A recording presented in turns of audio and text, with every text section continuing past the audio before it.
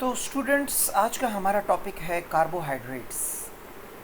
Carbohydrates जैसा इसके नाम से समझने की कोशिश करें कि कार्बन से निकला है और हाइड्रेट जो है उसका मतलब होता है पानी।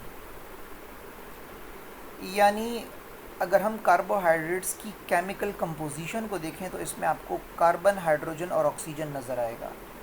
और हाइड्रोजन और ऑक्सीजन का जो तनासुब होगा वो वही होगा जो पानी में होता है, यानी कि 2:1। यानी ज़रूरी नहीं है कि 2:1 हो। ये यूँ भी हो सकता है कि अगर हाइड्रोजन 12 हैं तो ऑक्सीजन कितने होंगे? 6 होंगे। तो वही जैसे H2O में जो H2 हैं और ऑक्सीजन 1 है, तो यही तनासुब होगा। तो कार्बोहाइड्रेट्स के फार्मूले में आपको कार्बन, हाइड्रोजन और ऑक्सीजन नज़र आएगा। दूसरी बात ये कि कार्बोहाइड्रेट की ये जो डेफिनेशन है वो क्या होगी। IUPAC यानी international union of pure and applied chemistry, जो एक इदारा है जो कि कंपाउंड्स को नाम देता है और इसकी डेफिनेशंस करता है, उन्होंने इसकी डेफिनेशन ये की है कि कार्बोहाइड्रेट्स असल में पॉलीहाइड्रोक्सी कार्बोनाइल कंपाउंड्स हैं। अब कार्बोनाइल कंपाउंड्स क्या होते हैं? अगर आपने ऑर्गेनिक केमिस्ट्री पढ़ी हो तो आपने उसमें फंक्शनल ग्रुप्स पढ़े होंगे। फंक्शनल ग्रुप्स में आपने पढ़ा होगा कि कार्बन जब ऑक्सीजन के साथ डबल बॉन्ड बनाता है तो इसे हम कार्बोनाइल ग्रुप कहते हैं। अगर इसके कार्बोनाइल ग्रुप के दोनों अतराफ में कोई अल्काइल रेडिकल हो तो उसको हम कीटोन कहते हैं। और अगर एक तरफ अल्काइल ग्रुप हो और दूसरी तरफ हाइड्रोजन हो तो इसको हम एल्डिहाइड कहते हैं। तो कार्बोहाइड्रेट्स जो कि दरअसल शुगर्स हैं, इसका दूसरा नाम हम शुगर्स भी कह सकते हैं इसको, क्योंकि इसका जायका मीठा होता है। और इसके लिए लातीनी या यूनानी ज़बान का लफ्ज़ जो है वो है सैक्रम या सैक्राइड्स भी कहते हैं हम इसको। तो जहाँ आपको लफ्ज़ कार्बोहाइड्रेट नज़र आए, सैक्राइड नज़र आए या शुगर नज़र आए, तो ये एक ही ख़ानदान है, एक ही नस्ल है, एक ही कबीला है ये। तो कार्बोहाइड्रेट्स जैसे कि हमने बात की कि ये मीठे होते हैं, इसका जायका मीठा होता है। तो एक तो चीनी जो आप लोग अपनी चाय में मिलाते हो वो तो है ही कार्बोहाइड्रेट। इसके अलावा जो आप सब्ज़ियाँ खाते हो ज़मीन के अंदर से निकलने वाले, उनको ट्यूबर्स कहा जाता है। जैसे शलजम हो गया, मूली हो गई, गाजर हो गया, ठीक है, गन्ना हो गया, ये सब मीठे हैं तो ये कार्बोहाइड्रेट्स हैं, यानी इनके अंदर शुगर मौजूद है। अब शुगर कितने अक़साम की होती है उस पर हम बाद में बात करेंगे जब उसकी क्लासिफिकेशंस हम पढ़ेंगे। तो कार्बोहाइड्रेट्स की अगर हम क्लासिफिकेशन की तरफ आएँ तो हमने कार्बोहाइड्रेट्स का जो ख़ानदान है उसको हमने 3 कबीलों में जो है वो बांटा है। पहले कबीले का नाम है मोनोसैकराइड, दूसरे का नाम है ओलिगोसैकराइड और तीसरे का नाम है पॉलीसैकराइड। मोनो का लफ्ज़ आपको जब भी बायोलॉजी या केमिस्ट्री के लिटरेचर में मिले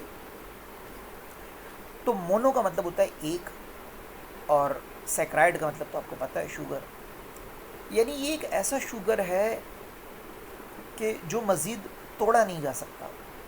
जैसे एक ट्रेन को तो आप तोड़ सकते हैं ना मुख्तलिफ़ बोगियों में, लेकिन ये है ही एक बोगी, तो एक बोगी को आपने मज़ीद क्या तोड़ना है। तो मोनोसैकराइड्स में असल में ट्रायोज भी होते हैं, जैसे कि नाम से ज़ाहिर है ट्राई का मतलब होता है 3, यानी इसमें 3 कार्बन होते हैं। इसका जो जनरल फार्मूला होता है वो होता है CnH2nOn, यानी कार्बन 3 होंगे तो ऑक्सीजन भी 3 होंगे, लेकिन हाइड्रोजन दुगने होंगे, यानी हाइड्रोजन 6 होंगे। तो C3H6O3 ये किसका फार्मूला हुआ? ये एक ट्राइयोज का फार्मूला है।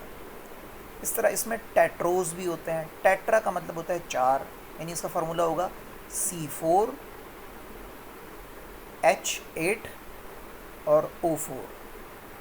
इसी तरह इसमें पेंटोज भी होते हैं। पेंटा का मतलब होता है 5, यानी कि C5H10O5। इसी तरह इसमें हेक्सोज भी होते हैं। हेक्सा का मतलब होता है 6, और जब आखिर में ओज आ जाया करे ना, OSE ओज, आप समझ लिया करें कि ये एक शुगर की ही बात हो रही है, एक कार्बोहाइड्रेट की ही बात हो रही है। तो मोनोसैकराइड्स जो होते हैं वो मज़ीद तोड़े नहीं जा सकते, उनको हाइड्रोलाइज नहीं किया जा सकता, तो हम इसको सिंपल शुगर भी कह सकते हैं। तो इसमें ट्राइओज होते हैं, टेट्रोज होते हैं, पेंटोज होते हैं और हेक्सोज होते हैं। एक बड़ा हेक्सोज शुगर, आपको उसका नाम मालूम है, ग्लूकोज। इस तरह फ्रक्टोज जो होता है फ्रूट्स वगैरह में पाया जाता है, वो भी 6 शुगर पे मुश्तमिल है। पेंटोज भी हमारी बॉडी में होता है, जिसको हम राइबोज शुगर कहते हैं, ये हमारी बॉडी में पाया जाता है और बाकी जानदारों की बॉडी में भी पाया जाता है। ट्राइओज जो होते हैं वो हमारे रिस्पायरेशन के दौरान जो है, जब हम रिस्पायरेशन के टॉपिक पे आएंगे तो हम 2 ट्राइओज का जिक्र करेंगे। तो ये हमारी जो है वो मोनोसैकराइड्स की हमने बात कर ली कि मोनोसैकराइड्स क्या क्या होते हैं। अब हम दूसरी कबीले पे आते हैं जिसका नाम है ओलिगोसैकराइड्स। ओलिगो का मतलब होता है फ्यू, यानी चंद। यानी आप यूँ समझ लें कि इसमें जो यहाँ तो हमने 6 तक बात की ना, यानी ओलिगोसैकराइड्स में आपको तकरीबन मोनोसैकराइड्स जब आपस में मिलते हैं, ये बोगियाँ जब आपस में मिलती हैं तो ये एक 3 डब्बों की ट्रेन भी बना सकते हैं, 2 डब्बों की ट्रेन भी बना सकते हैं, 4 की भी बना सकते हैं, 6 की भी। ज़्यादा से ज़्यादा 10 बोगियों की जो ट्रेन होगी वो ओलिगोसैकराइड कहलाएगी। तो इसका मतलब ये है कि इस ट्रेन को तोड़ा भी जा सकता है, क्योंकि जब 2 बोगियाँ लग गई तब इनको तोड़ा तो जा सकता है। तो मुख्तलिफ़ ओलिगोसैकराइड्स भी हमारे पास मौजूद हैं, मैं उसके नाम बता देता हूँ। अच्छा, नाम बताने से पहले मैं ये बताना चाहूँगा कि ये 2 बोगियाँ जो होती हैं, जो 2 मोनोसैकराइड्स होते हैं, ये आपस में जब मिलते हैं तो एक ज़रूरी बात है कि एक केमिकल बॉन्ड के ज़रिए से मिलेंगे। उस बॉन्ड को क्या कहा जाता है, आप रिमाइंड करें ज़रा। इसको कहते हैं ग्लाइकोसिडिक बॉन्ड। क्या कहते हैं? Glycosidic bond. तो ये जो डाइसैकराइड्स होते हैं, यानी 2 बोगियाँ, ठीक है, ये जो डाइसैकराइड्स होते हैं इसको हम रिड्यूसिंग शुगर भी कह सकते हैं। इसमें कुछ रिड्यूसिंग शुगर्स भी होते हैं और कुछ नॉन रिड्यूसिंग शुगर्स भी होते हैं। अब सवाल ये है कि रिड्यूसिंग शुगर क्या होता है और नॉन रिड्यूसिंग शुगर क्या होता है। रिड्यूसिंग शुगर वो होते हैं या वो कार्बोहाइड्रेट होते हैं जो ऑक्सीडाइज्ड हो सकते हो। जो क्या हो सकते हो?